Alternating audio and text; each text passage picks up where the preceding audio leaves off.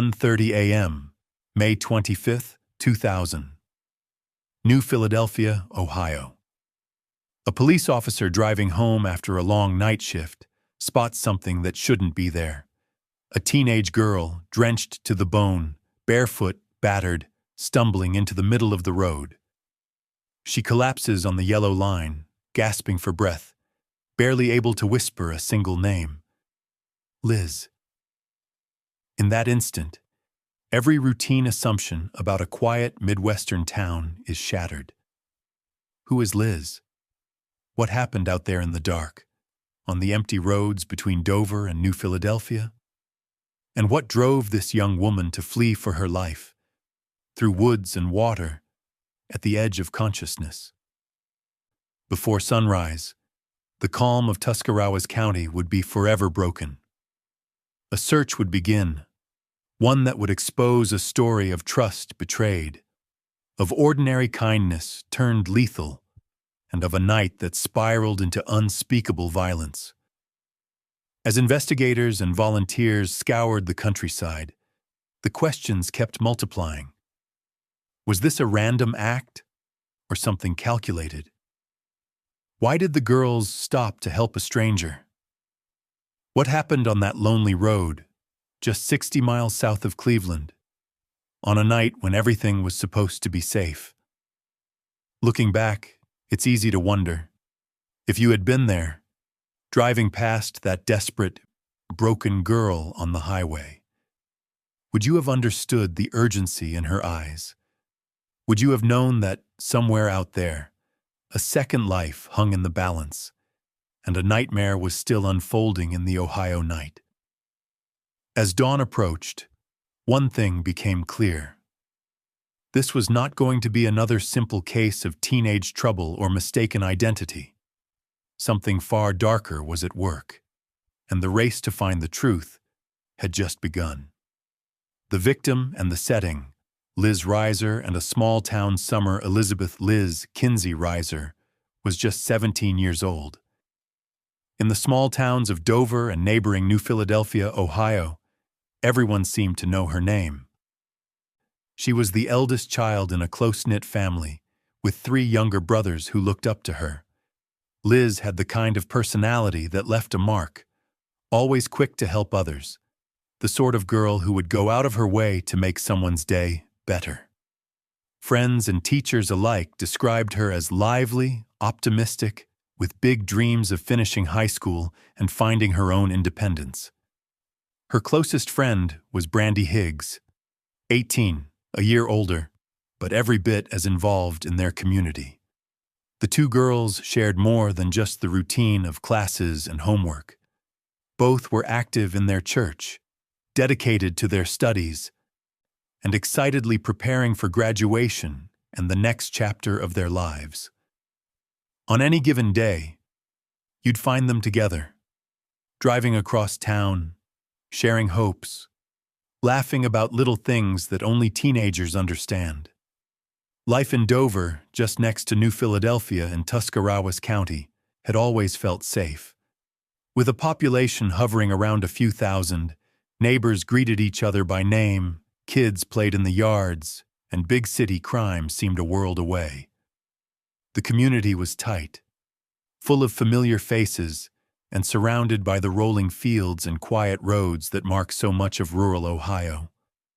But underneath the calm surface, the last days of May 2000 buzzed with anticipation. Finals and graduation were approaching fast, marking an end and a beginning for Liz, Brandy, and dozens of their classmates.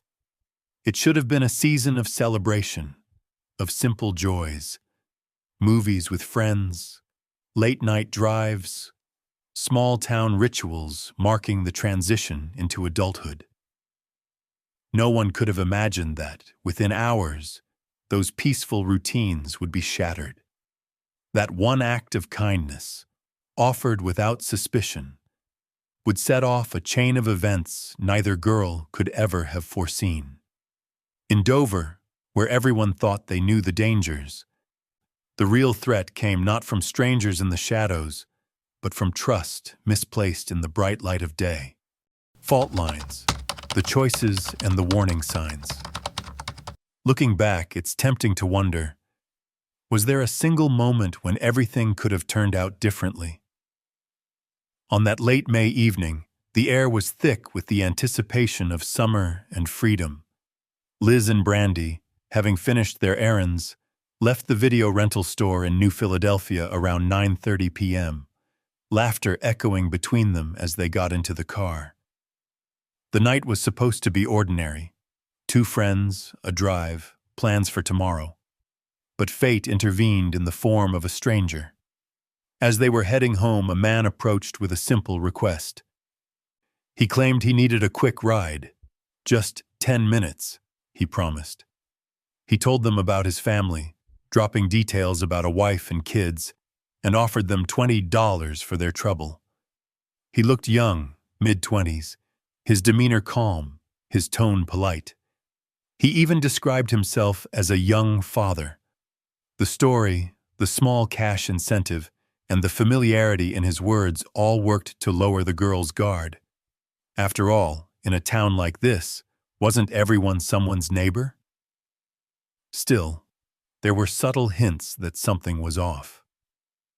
As the car traveled farther from the safety of the town, the houses grew sparse. Darkness swallowed up the landscape.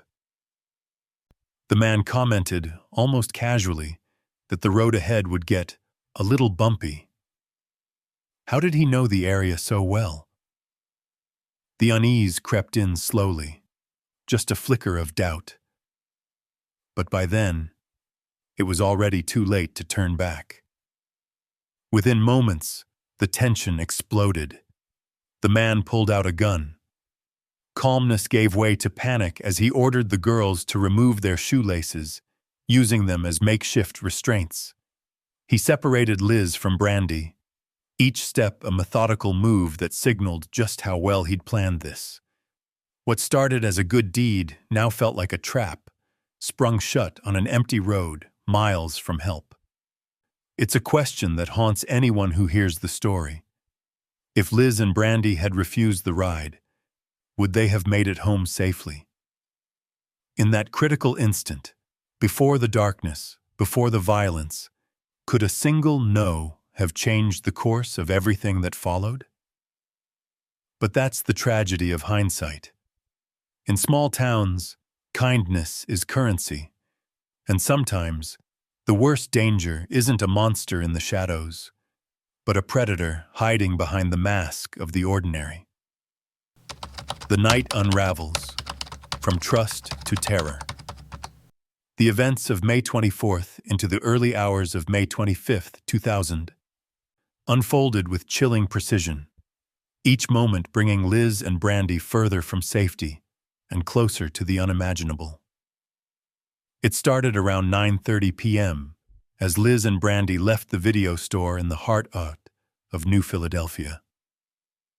By 9:45, they'd agreed to give the young man a ride, never guessing that decision would change the course of their lives. The car soon left the glow of city lights, heading down increasingly isolated roads. Every mile put more distance between the girls and the security of their familiar world. Somewhere between 9:45 and 10:10 p.m., the car finally pulled off the road onto a deserted stretch of farmland, roughly 10 kilometers from town. The darkness was total, broken only by the car's headlights and the distant sounds of night creatures. Here, the stranger's real intentions emerged, swift and cold. Brandishing a weapon, he forced Liz and Brandy to remove their shoelaces. He used the laces to bind Liz's hands, separating her from Brandy, then marched her away down a narrow, hidden path. On a lonely, grassy hill, the attack became brutally violent. The man produced a curved blade knife, assaulting Liz with a fury that stunned even seasoned investigators later. Multiple cuts to her neck. The force so great, the blade snapped in his hand. Liz never made it back. Her life, so full of promise, was taken in the shadows, under an open sky. the nightmare wasn't over. He returned to the car and turned his attention to Brandy, marching her along railroad tracks to an abandoned railcar. He rifled through her belongings, taking whatever scraps of value he could find. When his attempt at further violence failed, his rage only grew. The final act played out on a bridge over the Tuscarawas River. There he used another shoelace to try to strangle Brandy, striking her, smashing her head against the rails. Then, as if discarding a broken doll, he hurled her off the bridge, a dizzying drop of nearly 9 meters, into the black water below. But against all odds, Brandy survived. Dazed and battered, she let herself drift with the current, then clawed her way to the muddy bank. For hours she wandered, soaked, barefoot, bleeding, guided only by the will to live. At 1:30 a.m., her ordeal ended when a patrolling officer spotted her on the lonely highway. She was alive. But Liz, her friend, her confidant, would never come home again. As news spread, the whole town held its breath, dreading what dawn would reveal: the investigation, witnesses, evidence, and the first break. As dawn broke over Tuscarawas County, law enforcement and volunteers mobilized.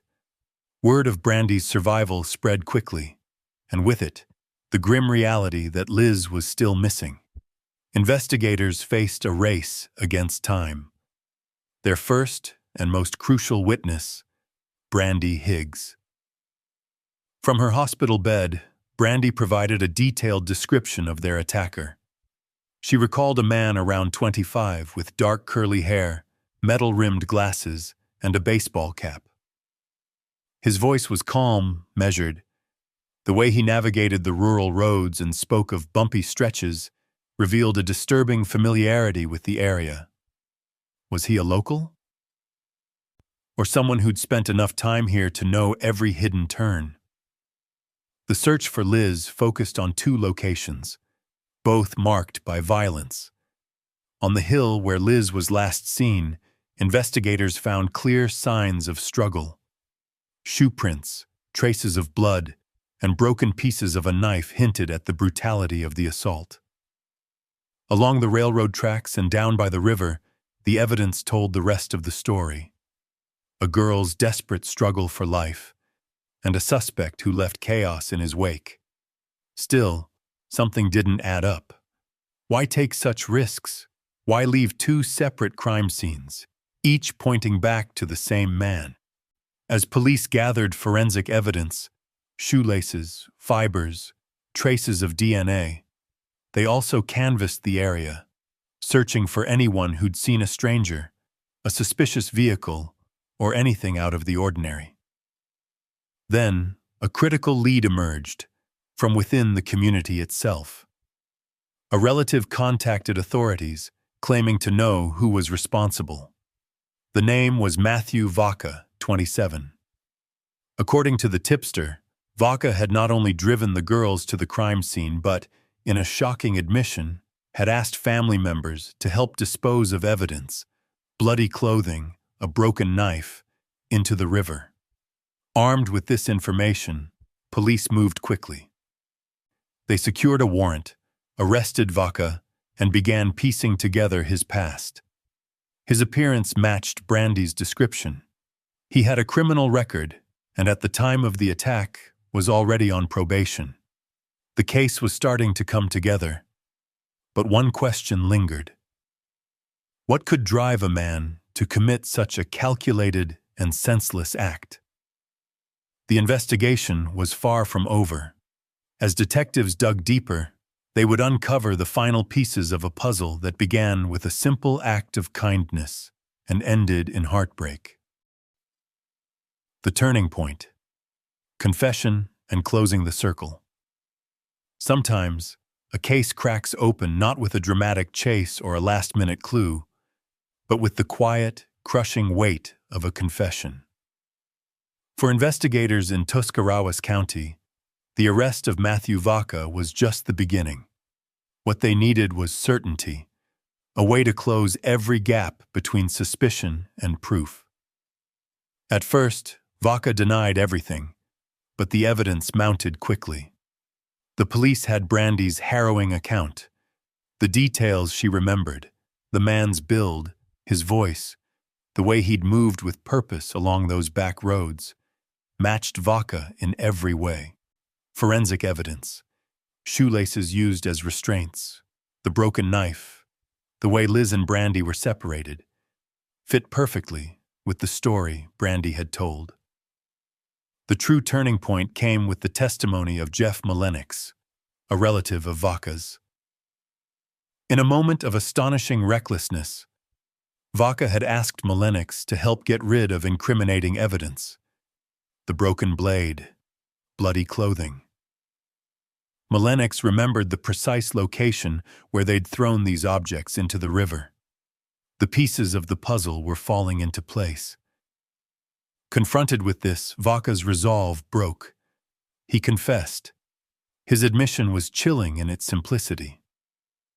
At first, he'd intended just to rob the girls. But then, almost as if curiosity had overtaken him, he said he wanted to know what it felt like to take someone's life. He described, in detail, the path they'd driven, how he'd tied Liz with her own shoelaces, where on the hill he'd attacked her, and how he'd led Brandy to the bridge above the river.